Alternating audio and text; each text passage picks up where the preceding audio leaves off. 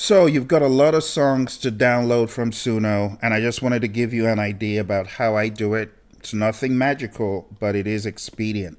Let's jump straight in. What I do is I open suno.com, 7 different tabs or thereabouts, sometimes even more. When I open each instance of Suno, I'm going straight to the library. Going to the library will give you the same view where all the songs are. So I'm clicking on library. As you can see, if you don't know how that looks, it is all the way here on the left where you got the stack of books like that. Okay, so when you go to library, it is going to show all of your songs, all the songs that you have created in Suno.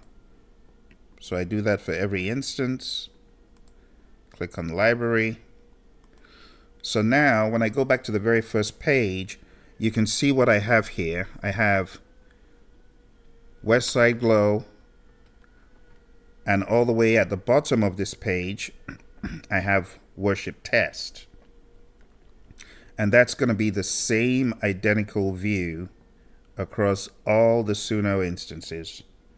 So what I do when I have a lot of these things to do, I first get my bearings and understand how many pages. It will amaze you that I have over 100 pages of this stuff. But if I wanted to begin downloading one by one, I'll click on the 3 dots. I will not go into the song, but I will go into the 3 dots that you see on the right here,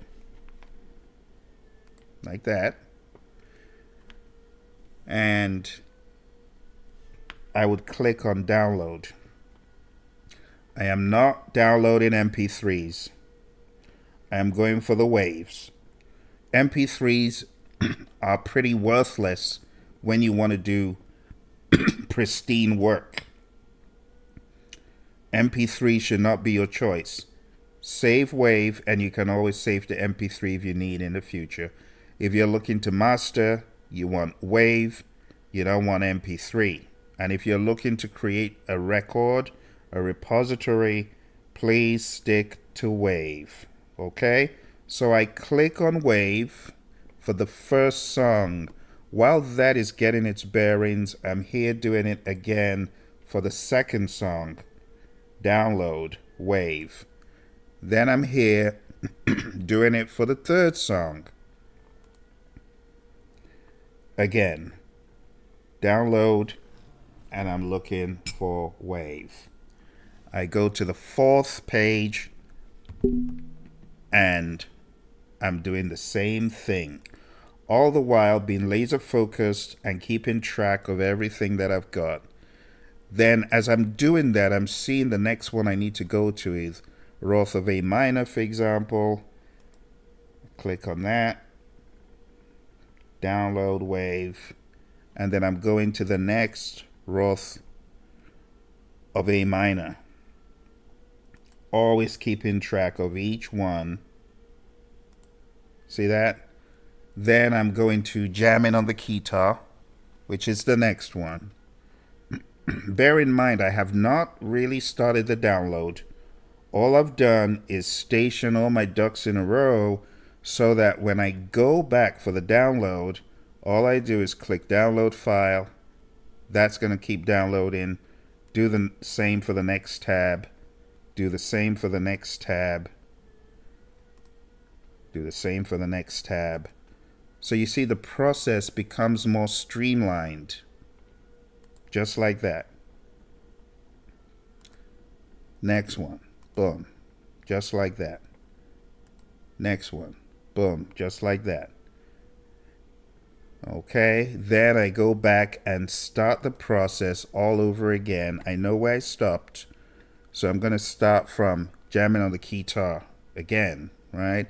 If I wanted to keep track of all the stuff I've downloaded, I can click on that, and there's the record. See? So I go back, I start again, Jamming on the Guitar. That becomes the first of the next round. Boom. Go to the next one. That's the upload. That's the upload. I don't need that. Christmas celebration would be the next one.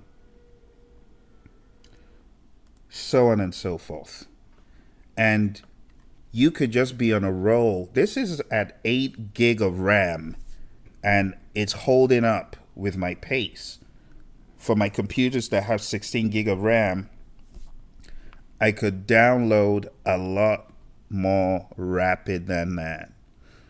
I could probably do 10 tabs. I could probably do one Google Chrome, and I could do one Edge. You get what I'm saying? I could open this in Edge, I could open this in Chrome, and I could get busy real quick. And before you know it, I'm almost done with one page. And when you're laser focused and locked in, you just keep mowing it down like that. Before you know it, you're done with one page. If you're like me that has hundreds of pages, well, that's exactly what you need to do.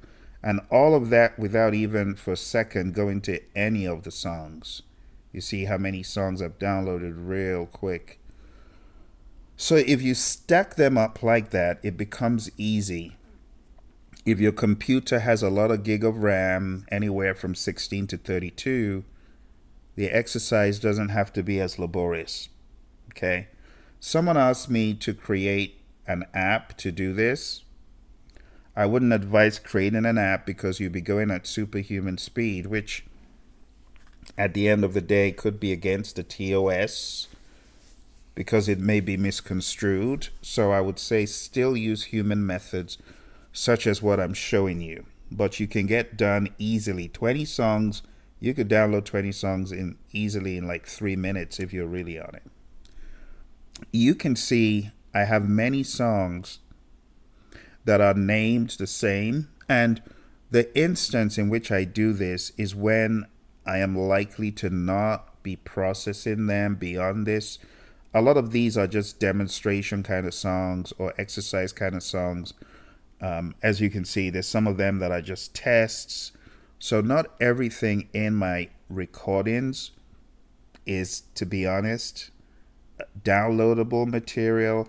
Some of them are just, real, just funny examples, or I might just write a song just to trigger my kids, or write a song to amuse my mom. I do stuff like that. So I have many of those funny songs, which likely would not make their way.